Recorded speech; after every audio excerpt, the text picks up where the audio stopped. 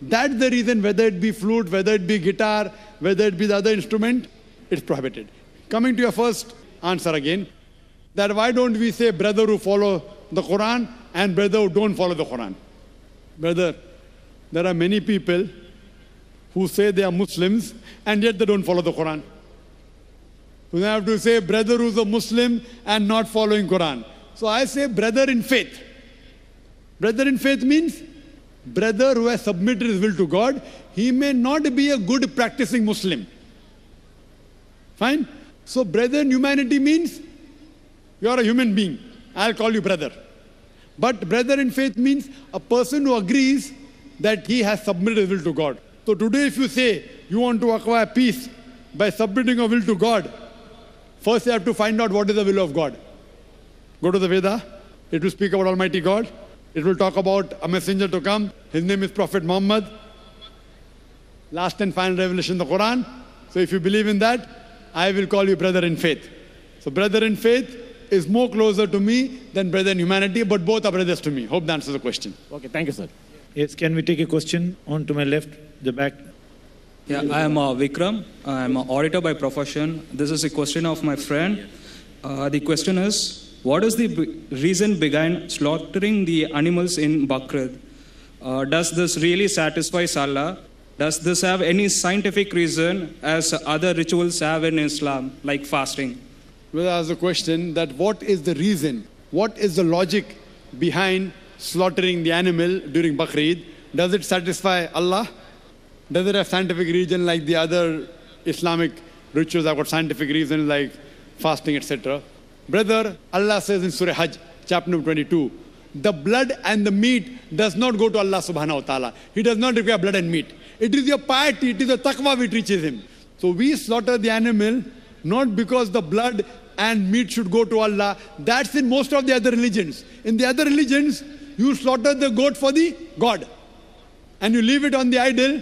Maybe somebody else will come and eat it, the priest or someone. But you leave it to the idol for God. Quran says in Surah An'am chapter 6 verse number 14, Allah subhanahu wa ta'ala, He feedeth everyone but does not require to be fed. So when we slaughter the animal, we don't do it so that the meat and the blood go to Allah. The logic is, it is in remembrance of the incidents of Prophet Abraham, peace be upon him. When Almighty God asked Prophet Abraham, peace be upon him, that who do you love the most in this world after Almighty God? So he says, my son. So Almighty God asked him, that will you sacrifice the most beloved thing which you like for me? And Prophet Abraham, peace be upon him, he listens to this commandment.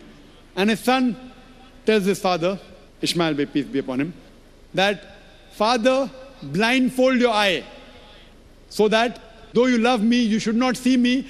Maybe your hand would not execute what your God wants. So in this way the incident continues.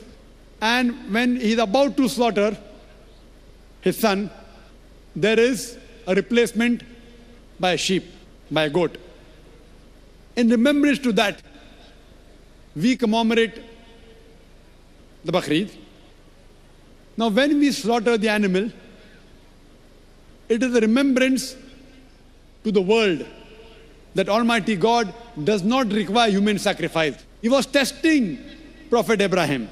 Not that Almighty God did not know whether Prophet Abraham will pass in the test. No. He knew it very well, that this prophet of mine, he will pass the test. It is reminding everyone that human sacrifice is prohibited. Even today, especially in this country of ours, India, every day human beings are being sacrificed in the name of God, which is prohibited. Here we are being reminded, Almighty God does not require human sacrifice. Furthermore, when we slaughter the animal, we do not believe that the meat and the blood go to Almighty God. When we slaughter the animal, we have to give minimum 1/3 to the poor people. Other 1/3 we give to relatives and friends. Maximum you can keep is 1/3. So here again, we are sharing. If you want, you can give everything to the poor people also. But minimum 1/3 you have to give. 1/3 to your relatives and friends, 1/3 you can eat.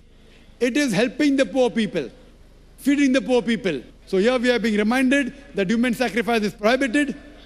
And we are being reminded that Almighty God does not require blood or the flesh of any animal.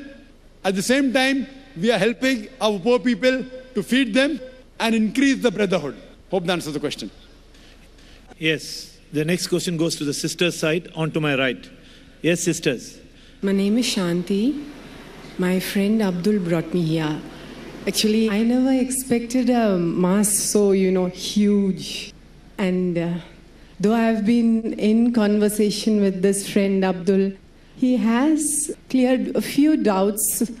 But coming here, after especially hearing you, sir, I'm appalled by the truth of Islam. But here you've given the name peace. But in the world, so much strife is going on, and well, there's something called peace which you have to go in search of.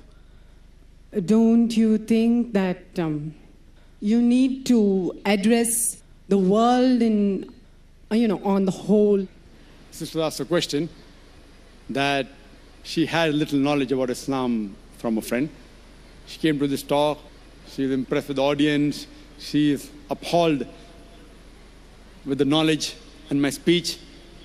And she said that shouldn't we speak about peace throughout the world, to the world at large.